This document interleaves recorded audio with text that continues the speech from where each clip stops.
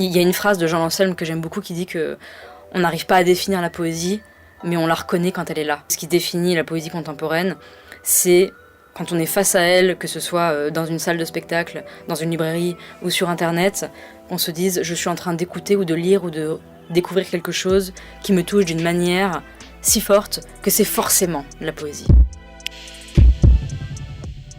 Cécile Coulon est une romancière et poétesse primée. Éditrice, c'est avec Iconopop, la collection qu'elle a cofondée, qu'elle met en lumière des poètes comme Akhenaton, Clémentine Beauvais, Baptiste Beaulieu. Des auteurs parfois éloignés de la poésie classique, mais qui ont un point commun, se défaire des codes pour aller vite, là où ça fait mal. Je pense que la misère, le désir, la sensation de ne pas faire partie de ce monde ont déjà été 1000 fois abordés à tous les siècles.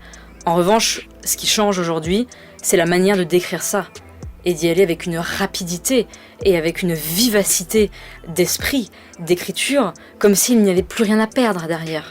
Comme s'il fallait le faire vite et maintenant, parce qu'on ne sait pas ce qui va se passer demain et après-demain. La poésie contemporaine explose sur les réseaux sociaux. Des textes sont lus, partagés, commentés, des milliers de fois.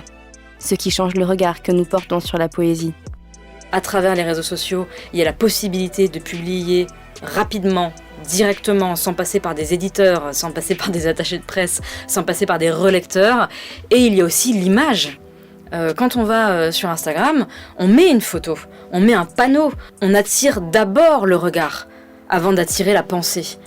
Et ça, c'est fondamental dans la manière qu'on a aujourd'hui de démocratiser la lecture de la poésie. C'est qu'on dit, en fait, on va pas d'abord passer par le livre qu'il faut aller chercher, qu'il faut ouvrir, dans lequel il faut plonger. On va commencer par taper dans l'œil, littéralement. Autre avantage, la publication en ligne permet aux novices d'entrer plus facilement dans le monde de la poésie. D'abord, j'aurais tendance à dire, si vous êtes sur les réseaux sociaux, d'aller lire les poèmes de Rupi Kaur sur Instagram, d'aller lire les poèmes d'un conte qui s'appelle Poèmes d'outre-nuit.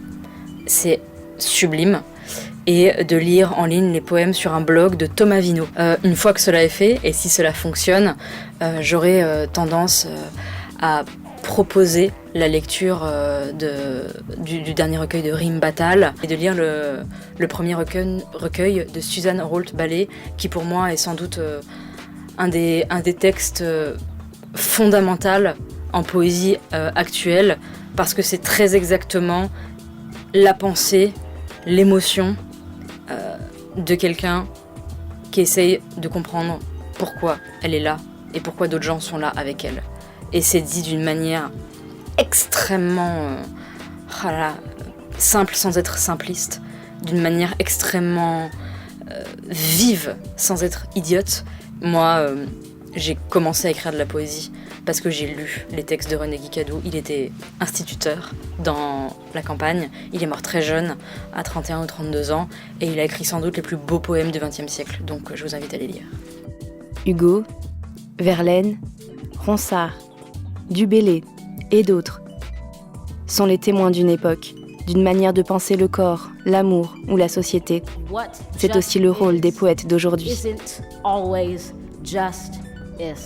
La poésie contemporaine vient aussi témoigner du moment que nous sommes en train de vivre et des moments que sont en train de vivre des jeunes femmes dans tous les pays du monde, des exilés, des jeunes hommes, des questions qui habitent, on va dire, les gens qui sont en transformation intellectuelle, physique, politique.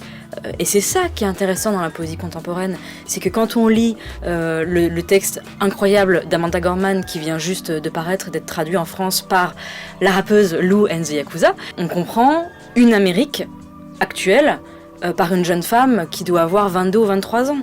Et cette Amérique-là, on ne l'aurait peut-être pas comprise en lisant Victor Hugo.